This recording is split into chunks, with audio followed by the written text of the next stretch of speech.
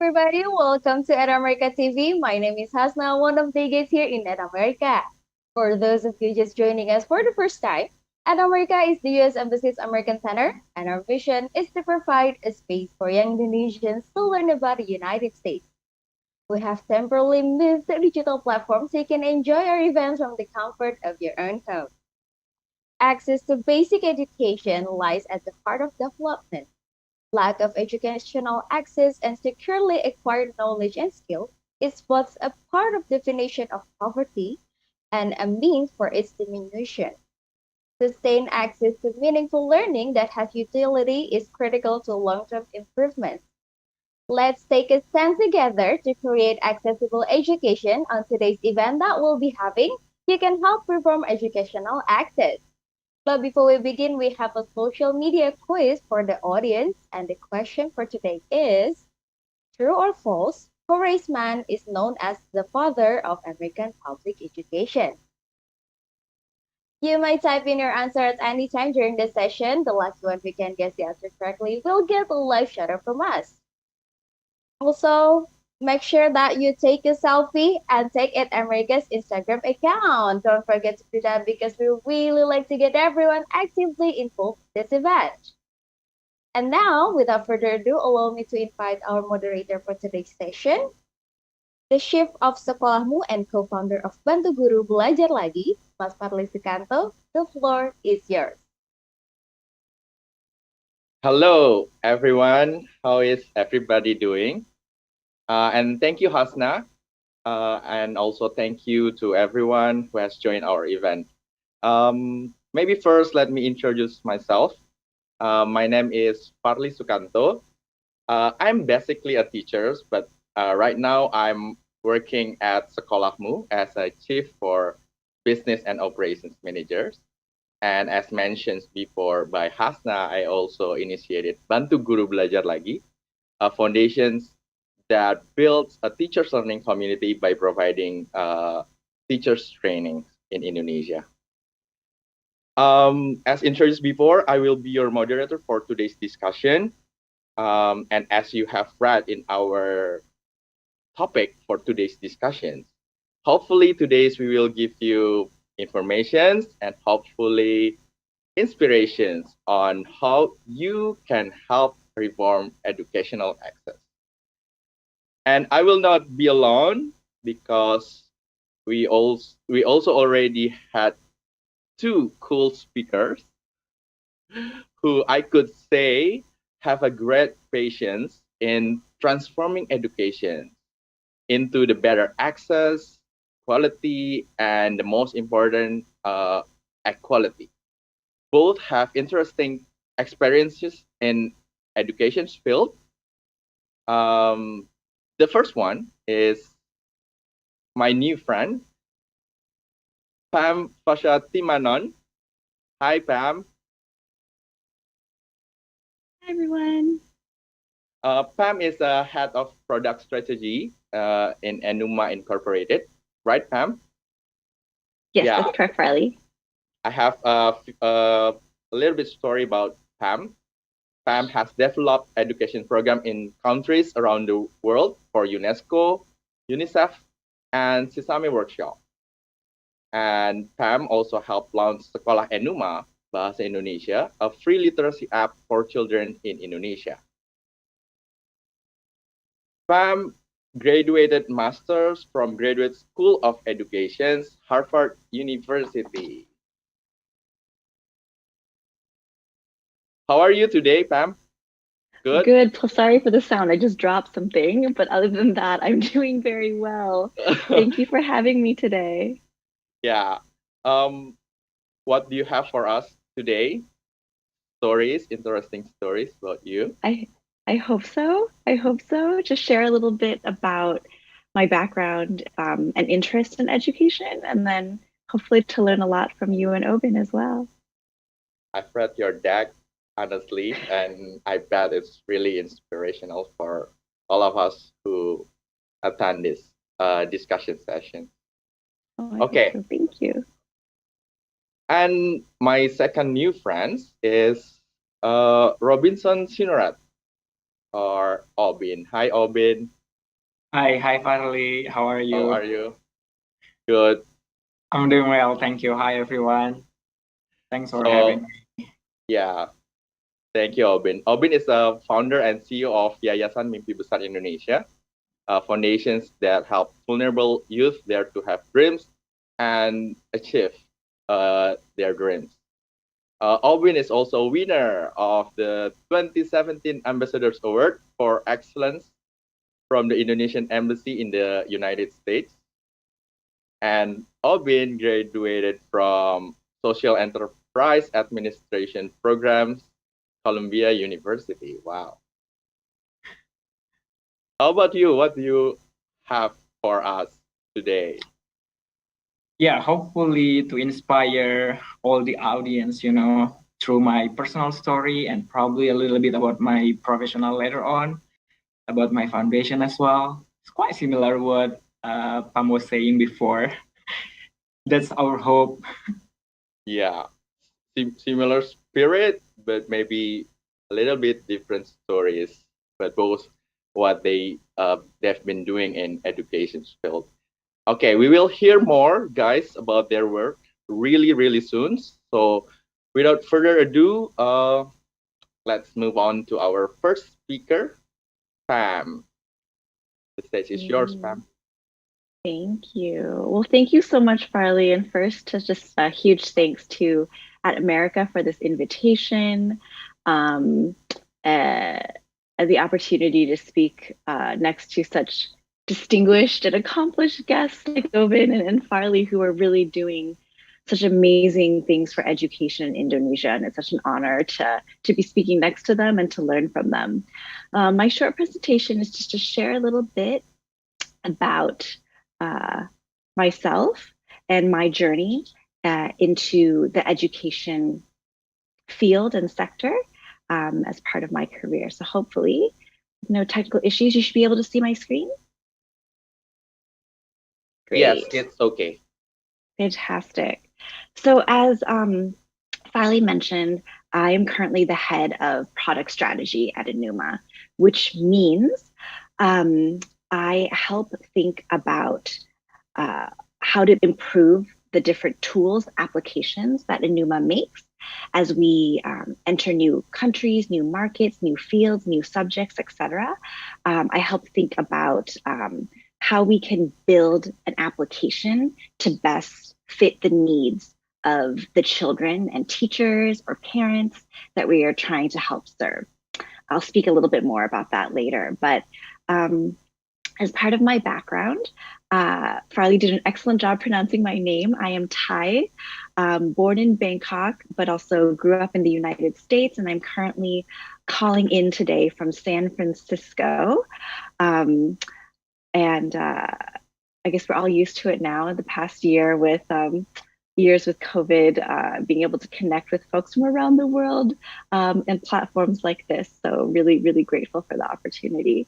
As Farley also mentioned, I studied education, international education policy at Harvard for my master's, and did an undergraduate at a liberal arts school in the United States as well, called Williams College, and was so fortunate early on in my life, growing up in Thailand, in between Thailand and the US, I think, and seeing different uh, education systems, educational opportunities for children.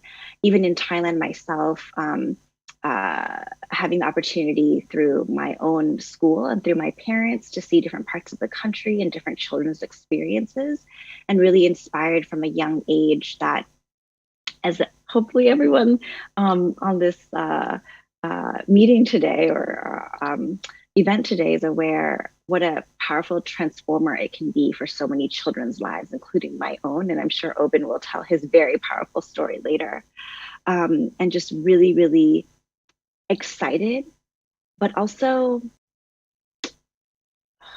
anger is the wrong word, but disturbed by what education can do when children have it and what it does when children do not. And so because of that, I had the opportunity to work in different countries with organizations like UNESCO, UNICEF, Sesame Workshop, which are all international nonprofits that aim to support children. Specifically, to go back a little bit, even before the pandemic, the world was in a huge education crisis. The number sounds ridiculous to say, but hundreds of millions of children who are out of school, not enough teachers, quality teachers to teach students. But what I think disturbed me, in addition to the children who are not even able to access school, are double those that are not able to access school, the number of children who are in school but are actually not learning.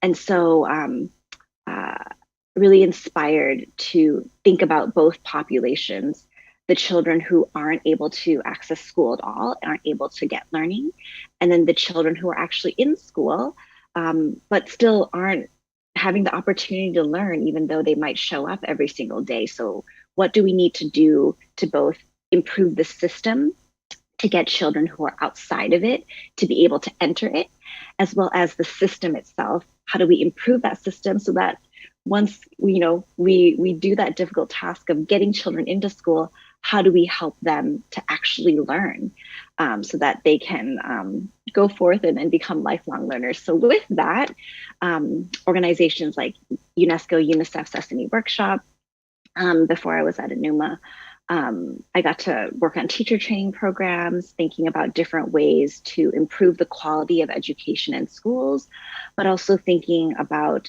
different ways to help the children who aren't in school able to access school, whether it's thinking about financing education, how do we build more schools in different parts of different countries, et cetera. So thinking about the logistics and operations of schooling, but also thinking about the learning that happens in school. After working for different countries and thinking about these really big questions with huge organizations like UNESCO and UNICEF, I got more and more excited about finding alternative ways and to rethink the idea of school itself. Whether it's through television shows with puppets that children can learn from, or now with my current job at Enuma, through applications and digital tools, thinking what else can we do outside of the school system, outside of a traditional teacher and classroom, to bring school to children who aren't accessing it, but also using these tools to help children who might already be in school, but to better learn through quality technology to support their learning. So currently at Enuma, we make apps for children. We make games, as you can see in some of these in the picture in the lower left or right. We make tablet-based games to help children learn basic skills in math or in literacy. And it's part of this journey of trying to see how do we better support children, whether they're in school or out of school, to just learn. And one of the big themes, I think, that has been driving this exploration of whether they're in school, out of school, how do we help children learn, what do we need to do, is actually focused on this idea of equity and not necessarily equality. To think about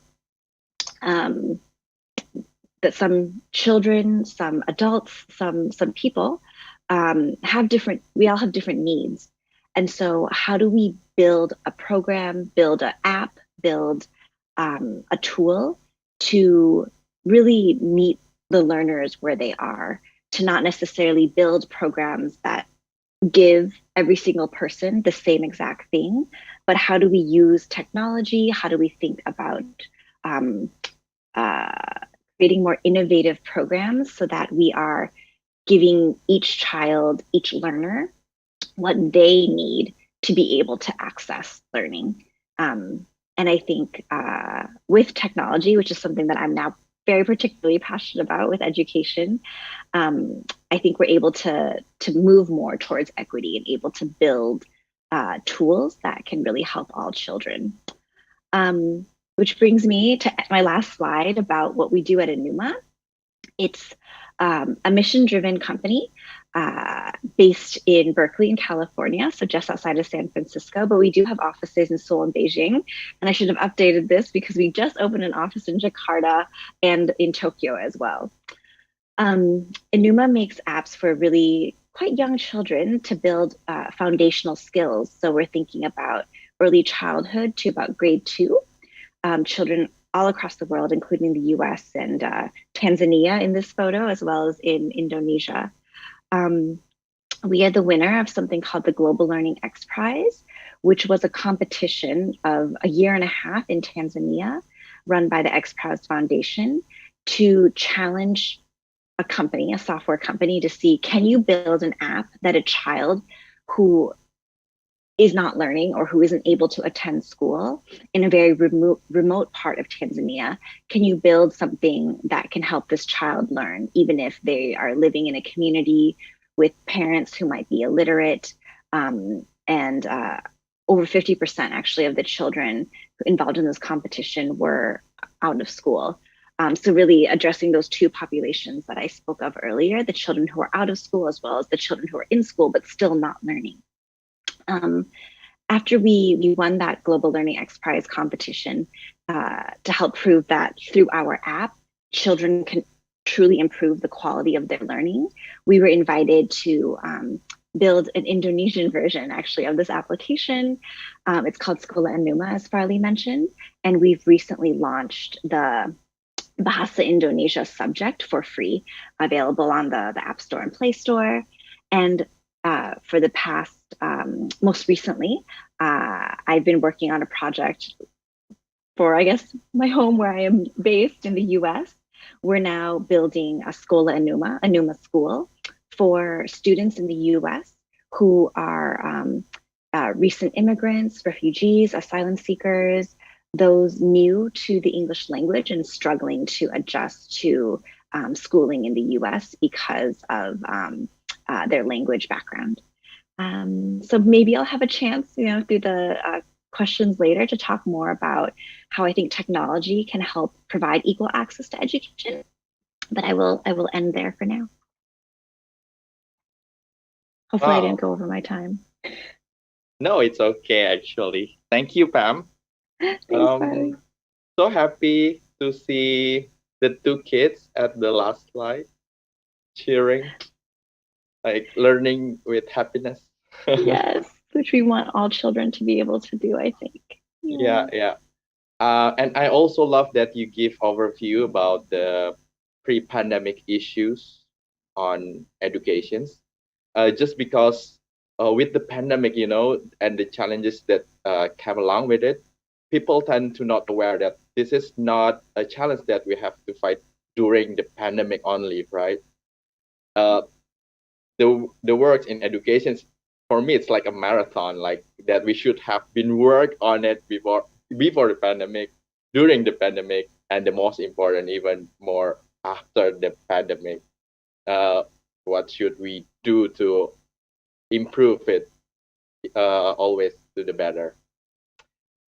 Okay, thank you, Pam. And as Pam said, you can ask questions for the audiences.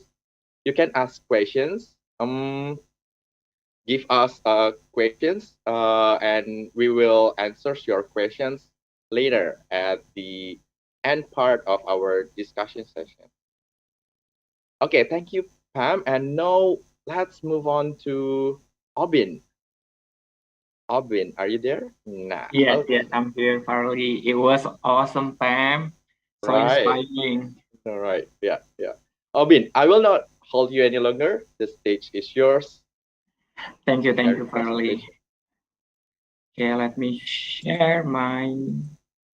Okay, can you guys see this? All right.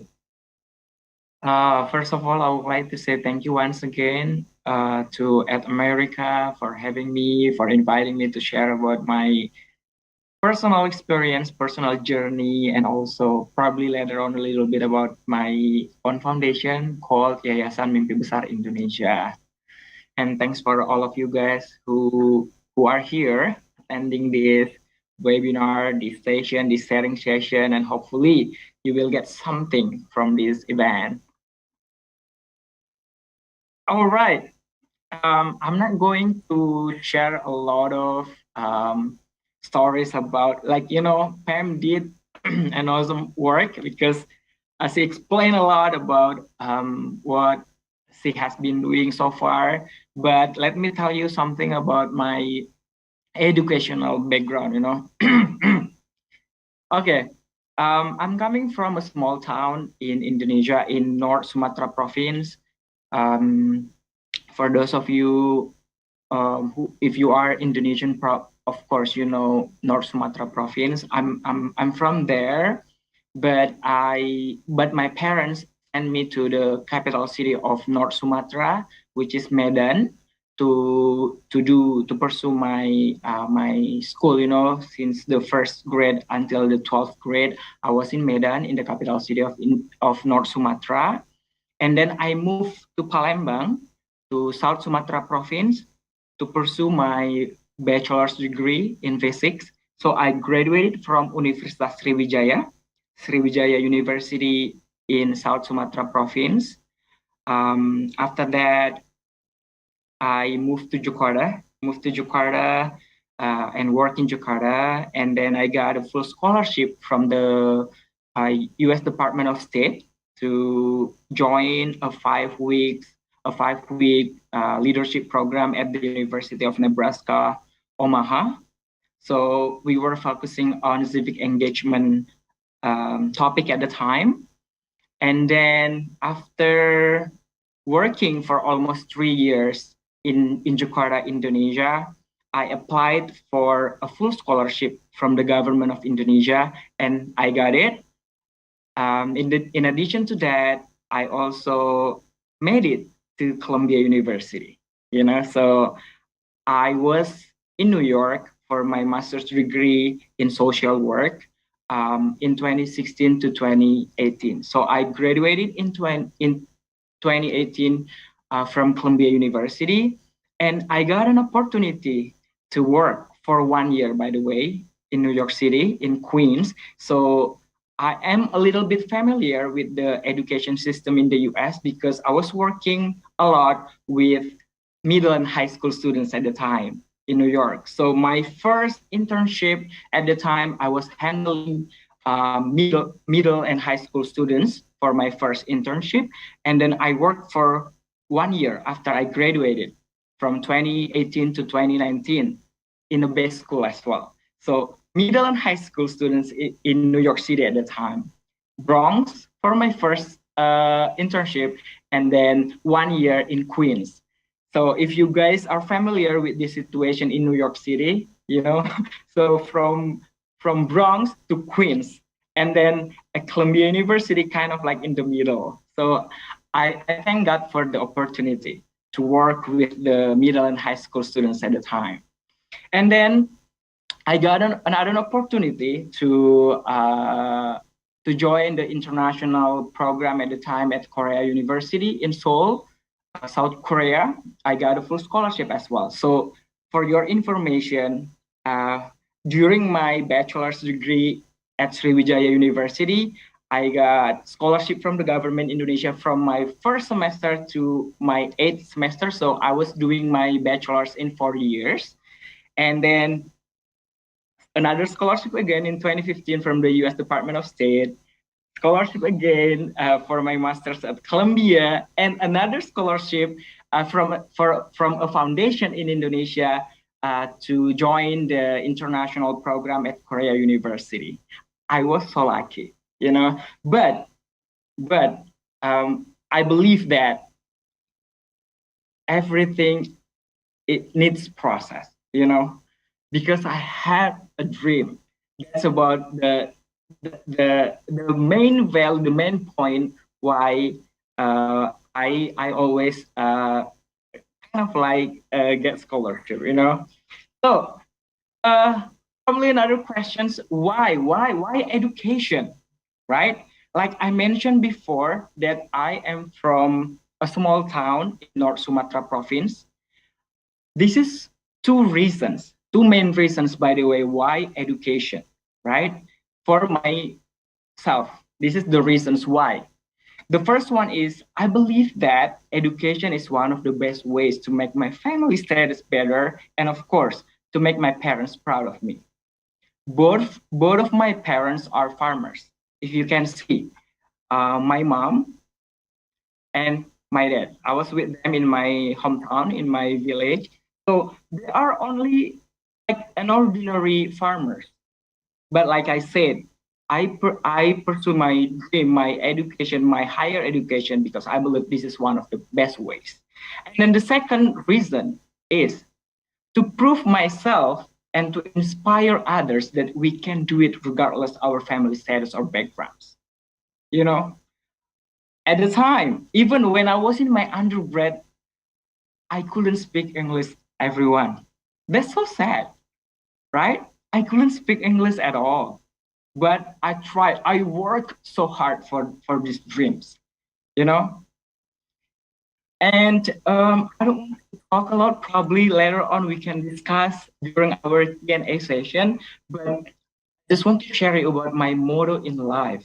The first one is be brave. The second one is be honest. And the third one is be willing. I always share about this motto to my friends, to my colleagues, and in every webinar that I've been attending so far, I share about this motto. So let me tell you a little bit about my this motto. I still have time, right? Little bit about my motto in life. Be brave. You know what? When I was in my high school, um, I want to pursue my bachelor's degree, my undergrad, right? But at the time, my parents didn't have money. So they borrowed money from my close friend, and then I moved to South Sumatra province. It, in South Sumatra province, you know, the money that my parents borrowed from my friends, it wasn't enough. You know, it's I still remember it was only 3 million rupiah, and to register yourself to the university at the time through to Sriwijaya University, I need to pay 2.7 million rupiah. So I only have 300,000 rupiah at the time. But I believe that I will survive at the time, and I made it. I only ate once a day because I had a dream at the time. I need to graduate from this university. I just want to prove myself that I can do it, you know, and being honest to myself that even it was hard, it was difficult, of course, but I believe with my dreams, I'll be one of like, you know, kind of like influencer to influence other young generation that if we have a dream and we are willing to achieve that, we fight for it, we will make it happen. So this is like a short story about me. If you want to read more about that, probably you guys can type it on Google. You will read like a whole story about my journey in education. So thank you. Probably that's enough from me. Thank you, Farley, and thank you, everyone. Wow, such a very inspirational stories. Thank you, Obin. I hope you guys didn't miss the social media account of Obin to get more powerful stories. He even have TikTok. Obin Yes. has TikTok. I got Yeah, viral though a couple of times on TikTok yeah, it's about okay. my that's about my personal story how I you know I invited my parents to come over to my graduation day in 2018 in New York even though they cannot speak English. They made it to the United States of America, you know. I'm so proud of myself. Yeah, and your parents must be really really proud of you. I bet, Obin. Hopefully. Yeah, and and what is interesting about your story is that now you initiate a foundations Yayasan Mimpi Besar Indonesia. If I'm not Yes. mistaken, it it it gives youth in Indonesia the same opportunity like you. Can you share a little bit about that? Yayasan Mimpi Besar Indonesia. Sure. So I start initiating this foundation, by the way, when I was at Columbia University. It was in my last semester when I took a class like manage management, NGO management. You know, it was the the subject that I took when I was in my last semester at Columbia, and then I presented this idea in the classroom, and then I got a lot of support inputs, you know, from my peers and my professors, and they said you need to make it happen. And at the time, since I got a full scholarship from the government of Indonesia, I was thinking that okay, this is one of the ways that I can uh, pay back to the government. You know, like because the government already paid for my tuition fee for my school, this is the time for me to give it back to the society. And this is my personal experience. You know, mimpi besar means dream big dreams. If you yeah, Pam, hopefully it explained to you, right? So mimpi besar in English we call it dream big dreams. So because my dreams that I can share about my story to you guys over here. That's why I want to inspire. I want to encourage young people in Indonesia, especially from probably quite similar background as me, to fight for their dreams. So through Yayasan Mimpi Besar Indonesia, I hope that we can encourage more young generation to be brave, to fight for their dreams. So basically, Yayasan Mimpi Besar Indonesia provides scholarship to college students who are coming from middle income families.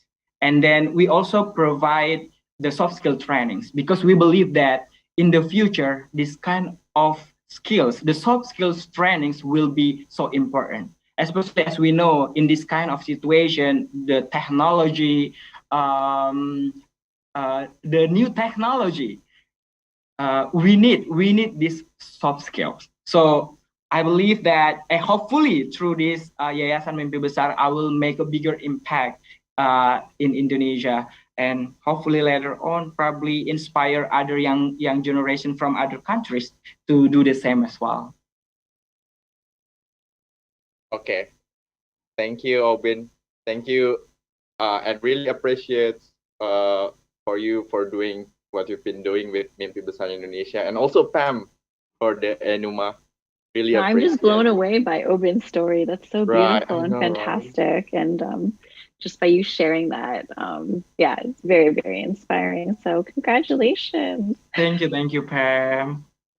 Okay, we just right on time. So again, for you who has questions for personal stories and work stories that Pam and Obin has told you before, you can tag your questions. For you in the Zoom, you can just throw the questions in the chat box, and for you in the social media, you can use all the comment sections to send Pam and Obin your questions.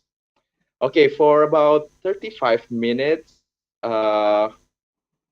we will get to the chit chat. This is what I am waiting for. I have so many questions for you both. So let us get to the chit chat right away. Okay. So first questions is it's about the pandemic. Actually, we have been in a pandemic situations for about 2 years, right? We know it has been challenging for students, for teachers, for school principals, even government who works in education, and even more parents too, and even organizations that work for educations, right? But we also know that the challenge, especially for the access, quality educations, and the equality, there had been there already, even before the pandemic. Uh, I want to know, how has the pandemic impacted educations, especially for disadvantaged students, maybe those who live in the remote areas, in wherever your work are, Pam and Albin. Maybe I will ask Pam answer first. Sure, sure. Since I work on US-based projects living here in San Francisco, I'll speak a little bit more about the US experience and maybe just talk about global things as well. I mean, as everyone knows or came here to also learn more, the pandemic impacted everything, and education was not spared. What the statistic was, at one point, 98% of children around the world that used to be in school were not in school at some point. 98%. Nothing has ever happened on this scale before, and really impacted, as Farley mentioned, the education system in the United States and in every country, unlike anything else has ever done it before in most people's living memory. And unfortunately, as with everything, and that picture between equality and equity, not everyone is impacted the same. Everyone experienced the impact differently. You can see it even among your group of friends, and for every single child, every single student in school, it also hit them differently. In the US,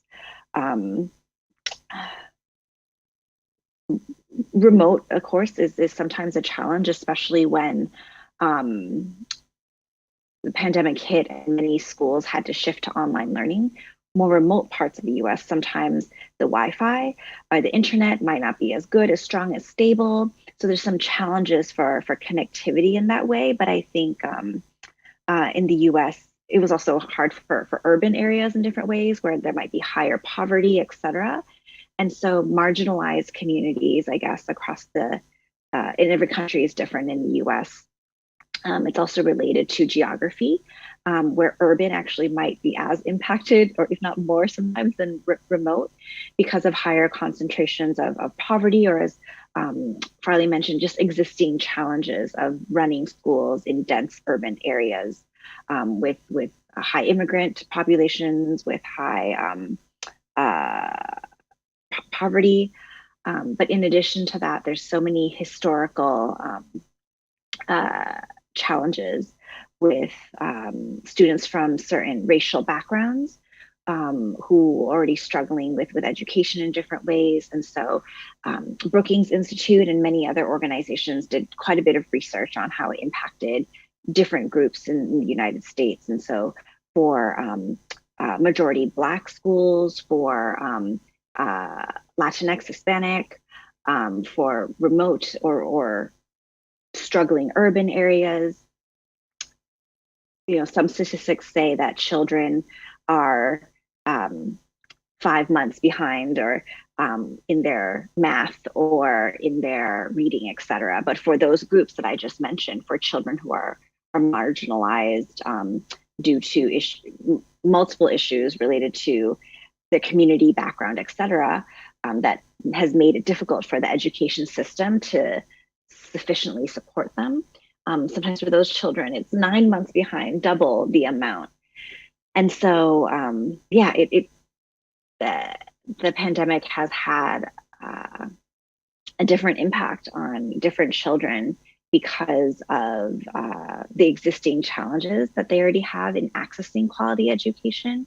When the pandemic hit, it made it doubly, and research shows that that is the case, doubly hard for certain groups. I'll pause there, but love to hear what other people think. We can add more. Yeah, I highlight the moms and moms behind,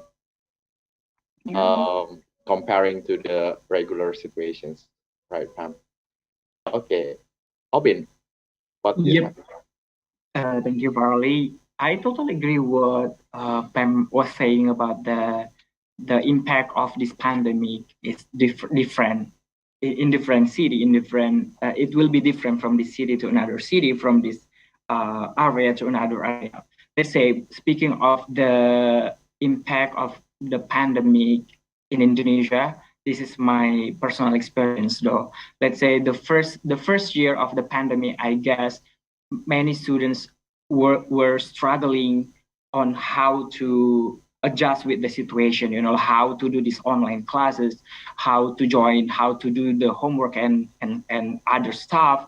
And many, not to mention that there are a lot of students got, like kind of like stressful because of the situation from the face-to-face interaction with their peers, with the teachers, and then suddenly they need to do it online on camera, and then sometimes um, they even like super tired with the cam, right?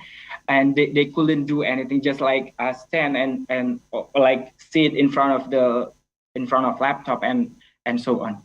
And then it will be the impact. Let's say in the big cities or in urban areas, I would say that the students kind of like they prefer to watch like K-drama or like play or like a social media like a lot.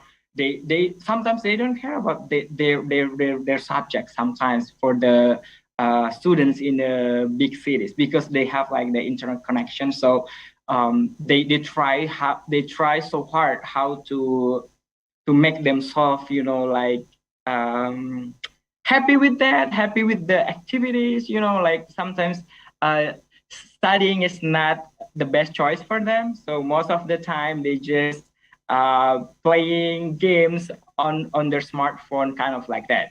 But however, in the remote areas, I would say that the students, not only the students, but also the teachers and parents, they were struggling a lot because of the internet connection, the infrastructure, and also the tools, because not many students in the remote areas have the smartphone, even laptop or other stuff or other tools. That's one of the biggest challenge, I guess, in the remote areas.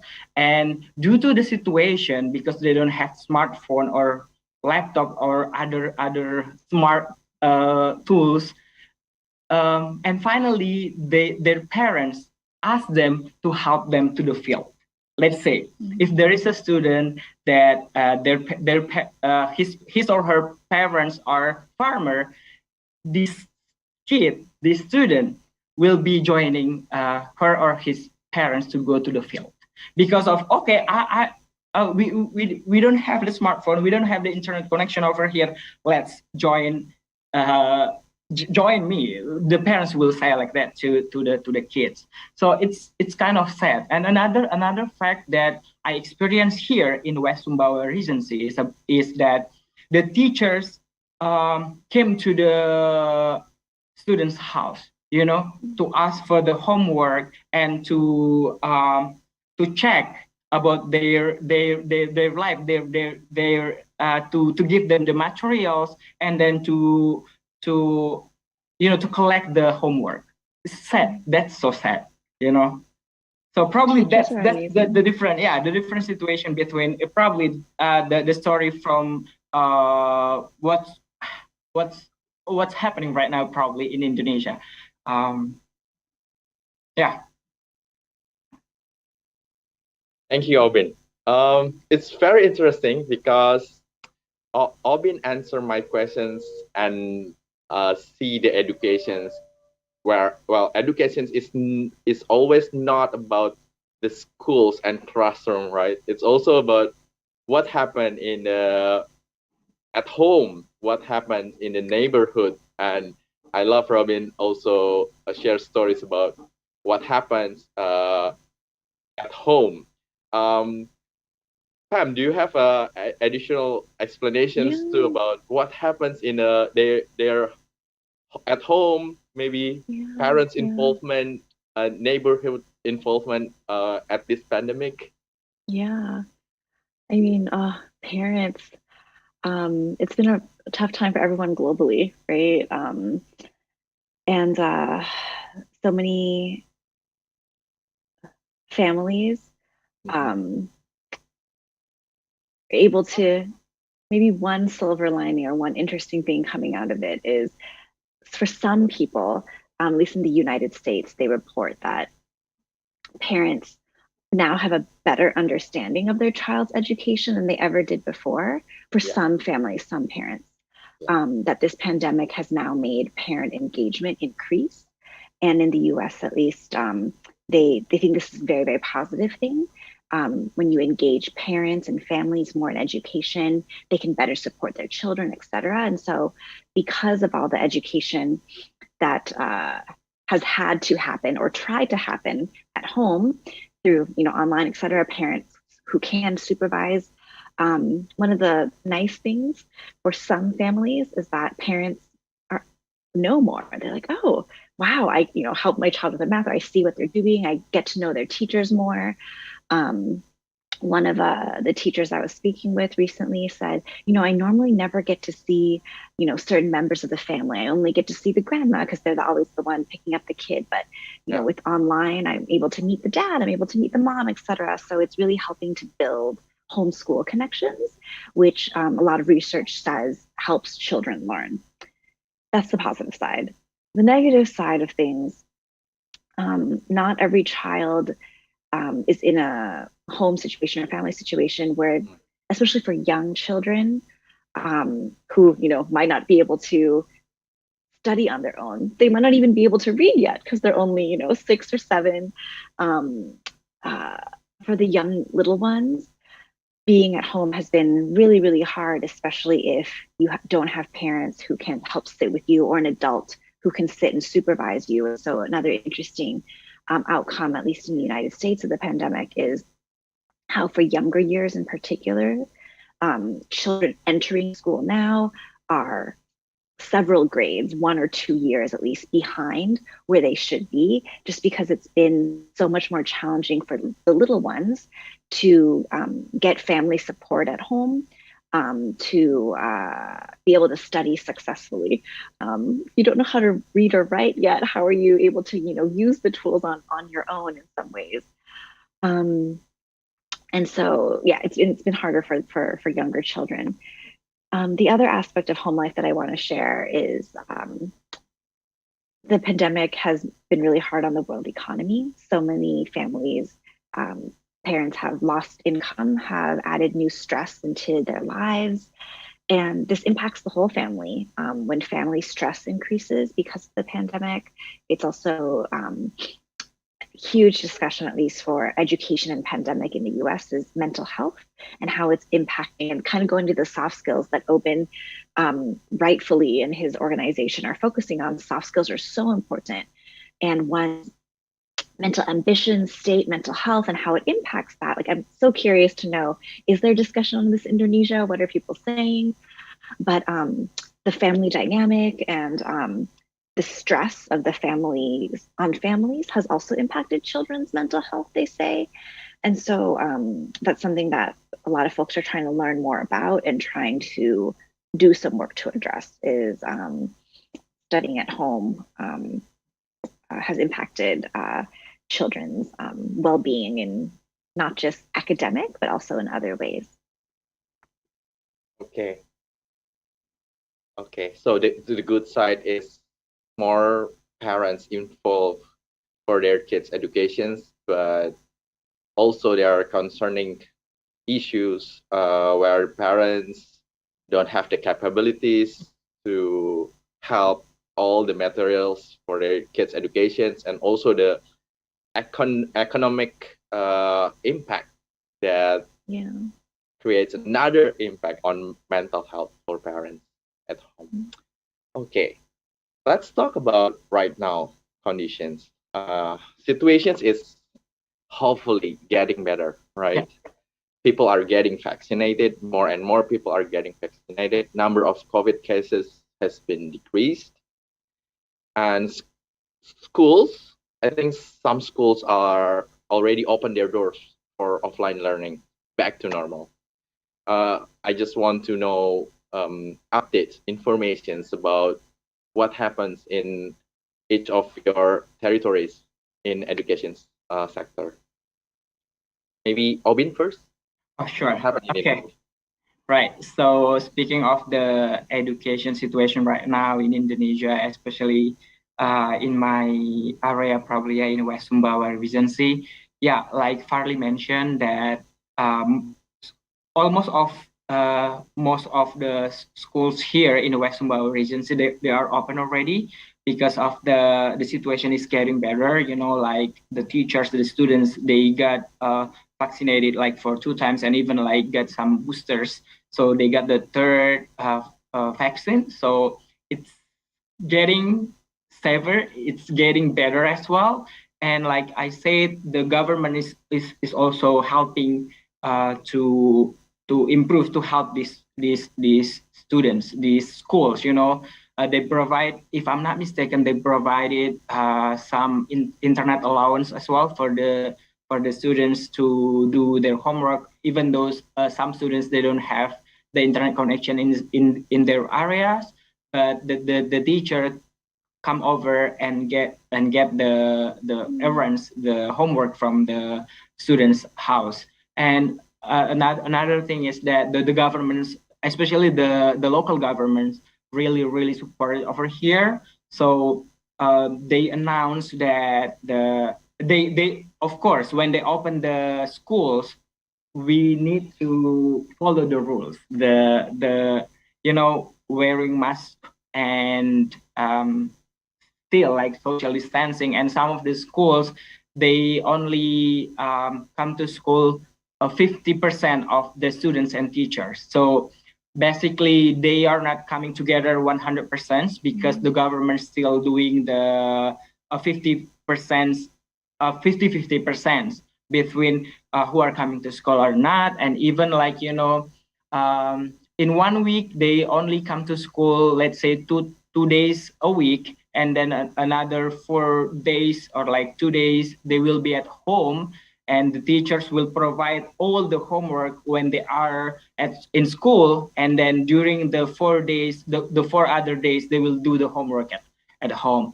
Another things, what I've heard from some of the students right now, and even the teachers, they are getting comfortable with this kind of situation. You know, like sometimes when they go to school, they say like, "Oh my God, this is kind of like new, quite new because it's been 2 years, right?" So sometimes they said we are getting comfortable. This is kind of like new normal, you know, doing the school stuff through online training, online teaching, you know. And but like I said, like people said that we need to be a more flexible person right now, because in this kind of situation we cannot you know, like stay in one situation.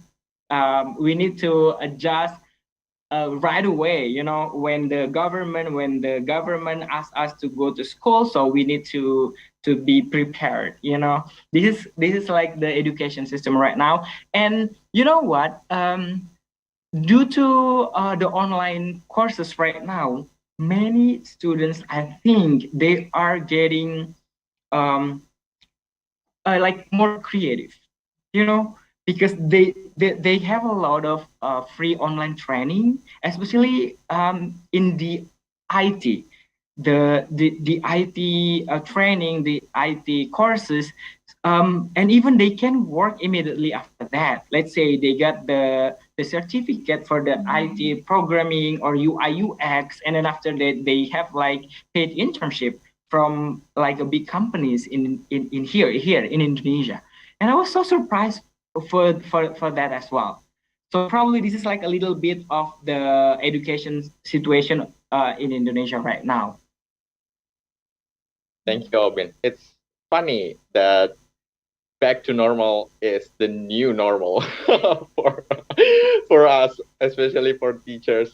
Okay, Pam, do you have uh, Oh, things in that's mind? amazing. Yeah, no, I mean, um, so for this school year, starting in August, September, so the past 6, 7 months, majority of schools have actually gone back for, yeah, the past 6, 7 months to old normal of trying to get students to go to school, to be in the classroom 5 days a week, etc. That's kind of been the aim or the goal, or what the activities have been happening for several months now. That being said, and this goes back to Farley's first question, it's not the same for all kids in all situations, especially for disadvantaged or more marginalized communities. In the disadvantaged, more marginalized communities, there's an even higher percentage of children, I guess older youth, teens, who've just decided not to go back. There's being increased cases of dropout and absenteeism, to use a more formal term, since children were, like Owen was saying, especially some youth, when they weren't in school for the past 2 years trying to study, maybe they didn't have their access to the tools, didn't have the right support at home or from the teachers or from the school. They kind of disengaged from school. And now they're like, why should I go back? I've been, doing my YouTube or doing whatever it is that I was doing for the past 2 years. And so there are some challenges around trying to get some older kids to come back and stay in school. So that's a huge challenge for the school system to try to address, especially for certain marginalized communities. On the opposite end of the spectrum, some parents are actually still kind of nervous about sending, especially their younger ones who are not yet vaccinated, into school. And so we're also seeing a decrease in kindergarten enrollment, and the number of children who are whose parents are feeling comfortable about sending their kids back to school, especially the little ones. And so some challenges on both the younger and older end of the spectrums that the school system, as they try to revert to this old new normal, are dealing with. But the second thing that I wanted to echo, what Owen was saying, I think it also touched upon something you said earlier, also Farley, is the new normal. I've spoken to several teachers who kind of redoing their lesson plans, what they do now, because they realize, hey, Zoom classes were really, really hard, but there's something interesting about it. Yeah. They could discover that they could be more efficient with XYZ.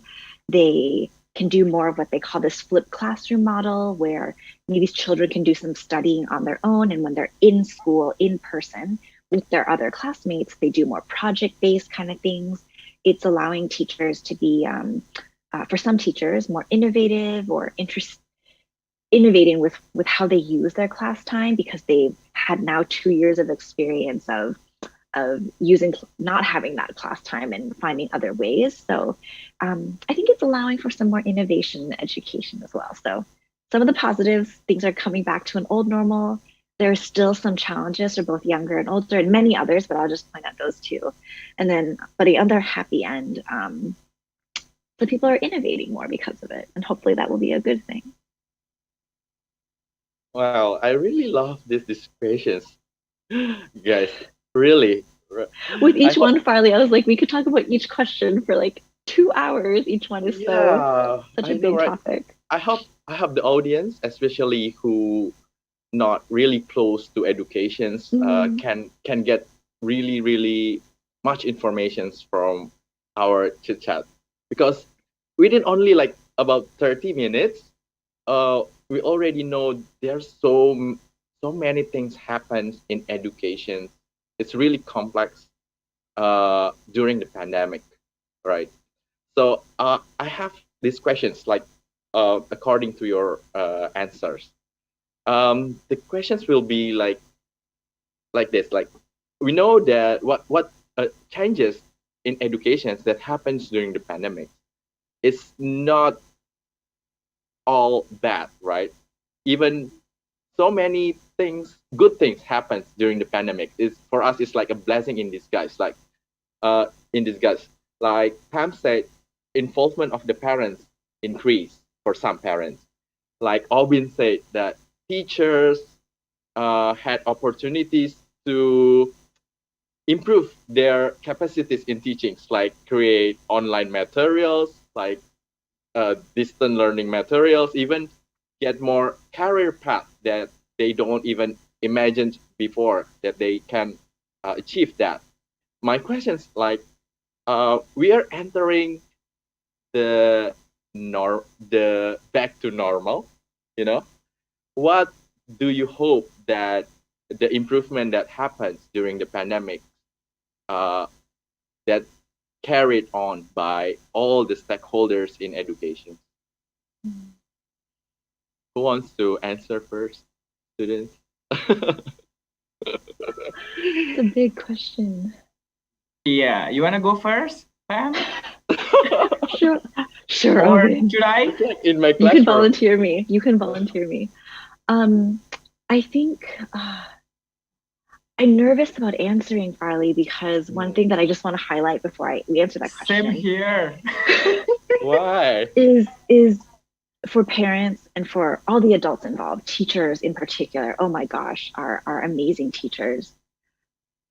I'm nervous about saying, let's try to do this or try to do that or add this. It's just because, or let's keep seeing this parent involvement increase, etc. It's just everyone's been through so much. And it's different. It's different. Yeah. Yeah. To ask to, I'm just nervous about about when we want to see things change, to make sure that we understand the people that need to make that change, and that's it's a lot of ask of them, especially teachers who, the US and in Indonesia, going to their students' homes, working overtime to find ways to engage their students through like the teachers have been through so much in the past years. And so everything that I'm going to say next, I just want to say in the context of teachers, parents, everyone who's been trying to support children's education over the past years in the pandemic have done an amazing feat. I have a very young child, so I didn't need to imagine it yet, but it's just how could you do it? And it's amazing that you've done what you've done. And so I just want to share it in that context. So understanding that and respecting and knowing that teachers and parents have already done so much and been through so much. Yes, we'd love to see that innovation stay and increase. What teachers find work well through online, through home. Hopefully that means that we could use class time better. Teachers are such a powerful and valuable tool. That's something that we think a lot about at Enuma, and I think a lot about technology is, how do we use technology in very strategic ways? And then it helps free up time for teachers to be able to do other things with students in the classroom. And I hope that we can continue to, I guess with technology in any sector, continue to see innovation in technology to make sure school time, class time is used most effectively, efficiently. That's something that I'm excited to see continue. And I also hope that we're also able to see parents continue to engage in their children's education. But I'm also nervous about saying that because I feel like everyone needs a break. But anyhow, that's my reflection. Owen, what do you think? Yep. I was going to say that as well, Pam, because during this pandemic, let's say it's not only in the US but also in Indonesia, I guess that now the parents really supported the kids to learn at home. Like hopefully they will keep it as it. Even that we are going to let's say go to school again, but hopefully the parents will do the same, will do the best for their kids. The second one for the teacher as well, what they have been learning so far in this pandemic, hopefully they will keep improving their skills so that they can also provide a better learning tools to the students in school later on. And probably this is quite unfamiliar in Indonesia. This is based on my personal opinion though, because I went to public schools for my elementary school, middle and high school. At the time, when some of my friends didn't come to school or their performance, their grades weren't good at school, the teachers never came over or like visited the students to their home, you know. But in this pandemic, what I've learned so far, the teachers over here, they came and visited the students, right? And hopefully they will do the same. Let's say they will have like a kind of like counseling teachers or kind of like that in the school. So when the students didn't perform well, the teachers will come over and visit and then try to ask what's happening, right? So it will be like a better engagement, and hopefully the school leaders or the teachers will keep it and then keep doing that, so that when the students, let's say, don't have motivation or kind of like super lazy, and uh, the students don't want to come to school. So this is like like one of the kind of like responsibilities, one of the responsibilities of the teachers to come over and visit and ask and then do engagement, like talk, discuss with the students and also the parents. And after that, hopefully, the performance of the students will be better in school. Can I add something, Farley? Of course. Oh, it inspired me. Um, the other wish, I guess, I hope that will continue is, I guess, with so many things, not just with education, but we're talking about education. The system was so shocked and destroyed and hurt by the pandemic. Really, really challenged teachers, students, parents, everyone, right? To realize how precious education is, what happens when the system that we have to support it kind of goes broken, what do we do, etc. I really hope that as we return to old normal, new normal, back to whatever normal, that we don't lose our interest and passion for trying to improve things. It's the same when sometimes things get broken, you have opportunity to fix it, make it better, to realize the value because it broke, and then care more the next time, etc. So I really hope that something that continues past the pandemic is our passion for making things better and improving it. Yeah, probably the last thing that I want to say is that hopefully, the schools will, think a lot about the mental health issues, more focusing on that as well, because in Indonesia. Is there a lot of discussion on that part? Yes, for now on, during the pandemic, Yeah. So hopefully they will keep it and then provide the counseling session to the students as well, because we need it. So when I was in New York, when I was working in Queens, we provided that to the students, and then hopefully Indonesia will increase the counseling teachers, so that the students will get help, from the counseling teacher. School counselor also for the school teachers. Counselor, yes. Yeah, I couldn't agree more, because the interest that people had gained during the pandemic, they have to carry on, because for us who work in education, there's a saying, it needs a village to raise a kid, child, right? Yeah. So we need everyone who has been involved during the pandemic to keep support each other, just to give support for Africans. Yes. Okay, I have one more questions, but I keep that for the last one after we answer audience questions. There are some questions has been sent, and they are interesting. I will read it for you guys. The first one come from, the username is Gray. Okay, and it comes from the Instagram.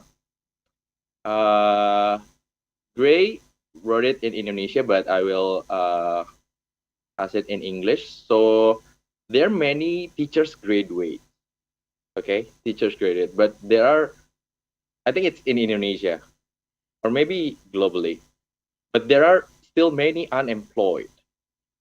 Mm. In fact, in remote areas of the country, especially those that are further away from urban areas, there's still a great need for educators.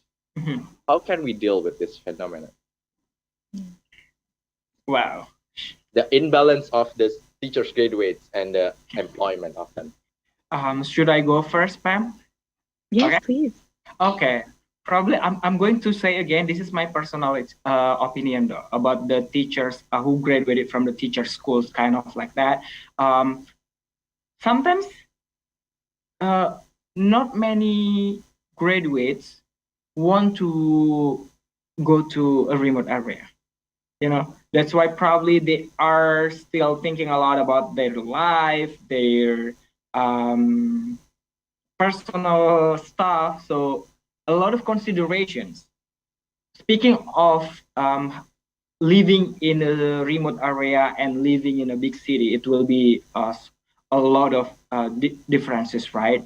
So that's why probably this is one of the reasons why a lot of graduates from teachers, faculty in, let's say, in Indonesia still unemployed, because they are looking for a job in a big cities, in big cities. However, a lot of graduates are living in big cities as well. So that's why this is the first one, I guess. The second one is about this is one of the issues that we need to work together between school, between teachers, between like the schools principals with the government, and then how to make it balanced. It's not easy though, but our government, I think, is working so hard right now to make it balanced. So one of the example is that the Ministry of Education is currently having a program like how to call it, like mengajar di daerah, kind of like that. So they have an opportunity to teach in remote areas. So our government is working so hard for that. That's why we need to help the government as well, because they cannot work it by themselves, but we need to help them. So I think this is one of the responsibilities, or like kind of like a job description of a non-profit organization who are focusing on education. Try to help the government, try to help the teachers as well. So hopefully next years our country, let's say Indonesia, will make it happen. Hopefully, fingers crossed to that. Yeah, I know it happened in Indonesia. How about in the US? Yeah, I think it's a global Global. issue. I remember I used to work for UNICEF in China, also a similar challenge. In the US, similar challenge of, actually, the statistic I showed during my earlier presentation of 69 million teacher shortage globally. A lot of education professionals, etc., don't love that statistic because they say it hides a massive problem that Gray pointed out, in that there is an oversupply of teachers in some areas. We have too many of this type of teachers, not enough of this type of teacher. For example, so many math teachers, not enough science teachers, etc. This is why education is so fascinating as a sector, so exciting, also so challenging. We're getting into the operational sides of things, right? Like all of the planning that needs to be involved for economists, government, etc., to communicate with teachers, colleges, to not only think about how do we create programs to encourage teachers across all geographies, how do we create programs to make sure that we're training teachers today, the skills that the students will need in 20 years. Are we training enough math teachers? Are we training enough Bahasa Indonesia teachers? Like, are we training enough teachers of the subjects that are going to be more, super high value in the future, etc. So it's true. It's a huge challenge and requires a whole system to analyze and work together to make sure the supply and demand of education continues to flow well. And I think that's why education is so interesting, but also so challenging, because it has operational issues like this as well. There are incentives, I guess, like government programs that can help further subsidize, nonprofits that can help raise opportunities to support young teachers, et cetera, to go to more remote areas. But again, another reason why education is so interesting, it's also related to conversations around rural development and all these other big questions. So it just means the education folks need to collaborate with other organizations as well to help address these issues. Yeah. Thank you, Pam. So never ever underestimate the administrator, policymakers of education. We need the best one also in that field, right? Yes. For this one, and not just the expertise in management, but also have the good understandings at what happened in schools, what teachers need, and everything. So people out there, there's a lot of different roles you can do in education, not just teaching. We need you in education field. Okay, I actually don't master this this topic, but I dare to pick these questions.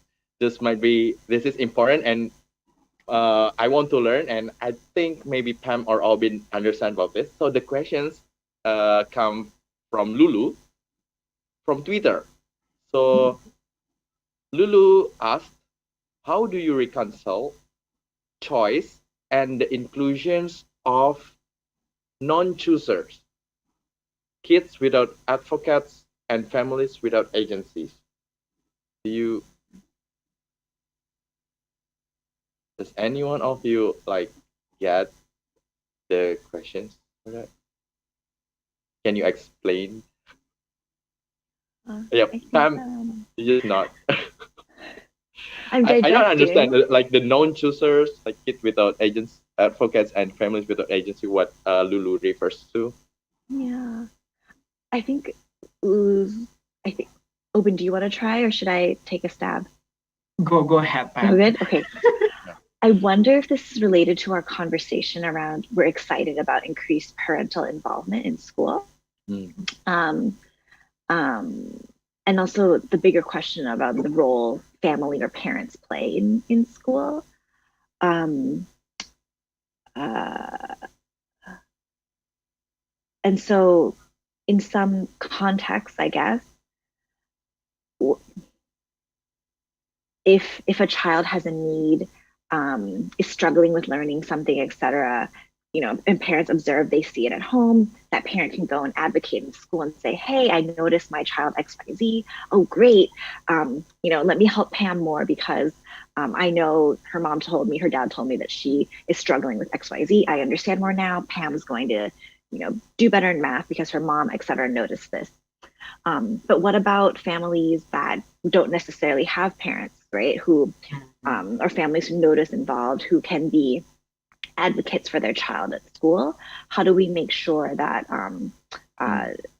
if there's increased parental involvement by some, what does it mean for those that aren't getting it? Are we, by increasing parental involvement, are you just creating another thing that the children who don't have it will become more disadvantaged?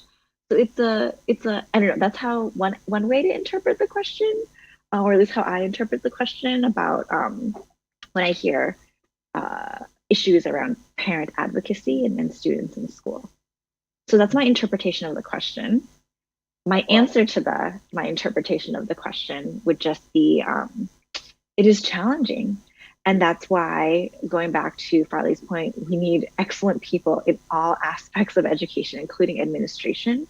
We need to have universal programs. And I'm sure um, our amazing educators have thought of this for decades already, but outreach, schools, unfortunately, fortunately, then have to be active. Like Oban was saying, the teachers have to go out and visit. They have to, the schools, it's a shared responsibility. So if parents aren't coming to the school, it's also the responsibility of the school to outreach to communities. And so we have to also continue to ask schools to do more, I think. I don't know. Oban, what do you think? Oban, do you have probably adding to what Sam was saying, probably speaking of schools in Indonesia, probably we need to implement or to do like parents teachers conference. Like let's say if the parents kind of like less of advocacy for kids at home or kind of like that. Probably the parents teachers conference will be helpful for this kind of issue, I guess, so that the students, teachers, and parents, they know one another about the issue, about the about the challenges of the students in school and also at home. And you know during the parents teachers conference, it's not only focusing on student but also for parents and teachers, because they will like have like a conference and then discuss one by one, and then they will try to solve the issue, what kind of issue that they are facing. So probably the parents teachers conference will be helpful. Thank you, Oban. Thank you, Pam. Lulu, we hope that answers your questions. I'm sorry if I misinterpreted the question. Just reach us on our social media.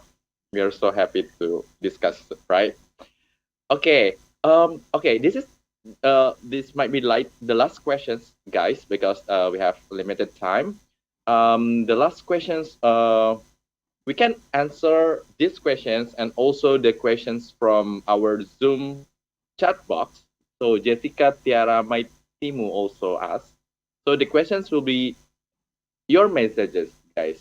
What can young people do to improve a better education system everywhere?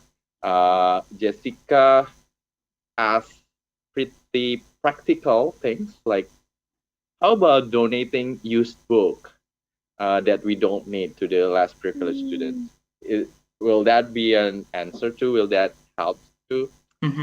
Maybe I start from Oban. Okay. Okay, sure. Thank you, Farley. Hi, Jessica. Jessica is my team at Mimpi Besar Indonesia. So she is the program coordinator of Mimpi Besar in Jakarta. Thank you for asking. So probably I will answer the question from Jessica first, and then I'll answer Farley's question. Okay.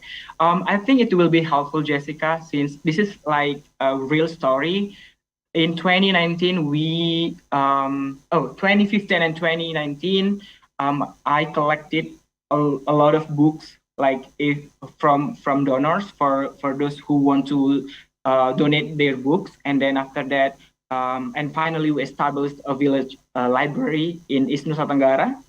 And then all the books that I got, we donated to the schools, to the library that we have in East Nusa Tenggara. So, of course, it will be helpful for students in remote areas, Jessica. And for the second question for Farley's, I mean, like how to encourage the young generations to help the education system in Indonesia.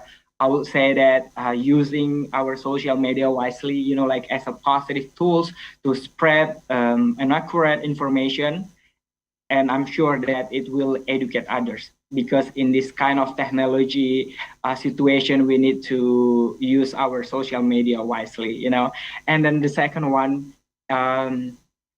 For young generation, start doing research and developing technology. So we have like a lot of new technology right now, and hopefully we need to develop it again. And then the third or the last thing that I would suggest is that more focusing on soft skills. Probably Pam, you will add more. Yes, Thank you, Obin. I think I'll quote something that Farley said earlier. It takes a village to raise a child. Um, and kind of through the question and answer in the past few minutes, we've tried to highlight, I guess, education is not just about becoming a teacher. There's so many different aspects to supporting the education system. Whether you become an administrator, think about the finance side, think about the operations, think about, making books or making sure books are distributed equally, teachers are distributed equally, etc. Building the technology, education. Part of the reason I wanted to enter education, not only because I thought it was one of the most important things ever, but is because it's such a diverse field. There's so many different things that you can do within it. And so even if you do rural development, you're supporting education in some way, right? It's all connected. So I guess I just want to say to you thinking about the education sector and education field, you can think really big and broad about different roles that you can take within the sector. It's such a broad and exciting one, and we need the best people in it because it's such an important thing. And the other aspect, kind of linking to what we was saying about soft skills, etc. One aspect of education is, and going back to the village, it's really a community effort that takes so many different folks contributing to be successful. So even if your full-time job or career is something else, but you on the side with your friends organize book drives once a year, twice a year to help, like every little thing counts. And as long as we stay curious, stay learning, we can become really good role models for our community if we all stay as lifelong learners ourselves and make sure that we all continue learning in our field or as people, growing our own soft skills, growing our own technical skills, whatever it is. I think as long as a society and a community, all adults show that they are continuing to learn, I think it helps create a whole culture of education, a whole culture of learning that ultimately supports education systems really, really well. And so think very diverse about your career options in education. Do what you can. And 3, please continue to be a lifelong learner because you will inspire learning that way. Okay. Oh, how I love these discussions just because it's so light, but it's so insightful, at least for me. But unfortunately, our time is over.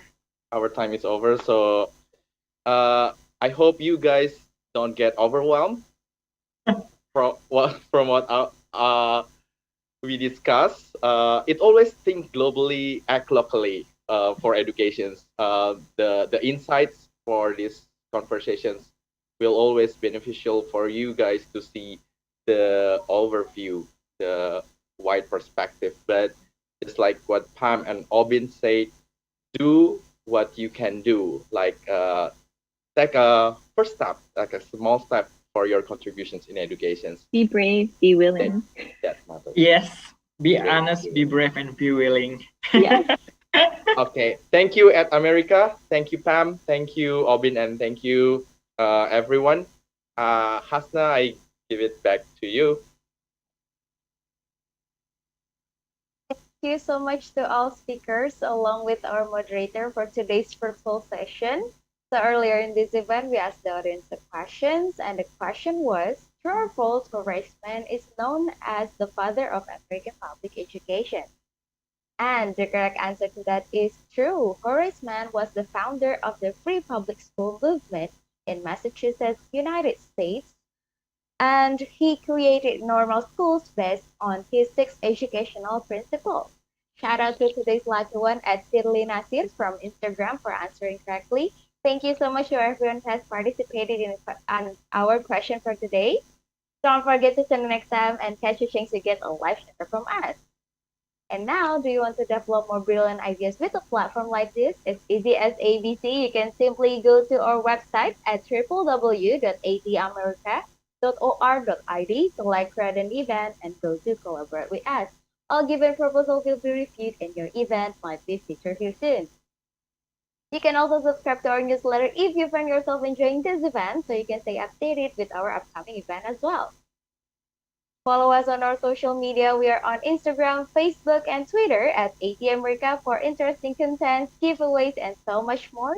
And please click the like button and subscribe to our YouTube channel. With that, it is time to say farewell. Thank you so much for joining us. My name is Hasna. See you at the next America event. Bye bye, everybody. Thank you, everyone.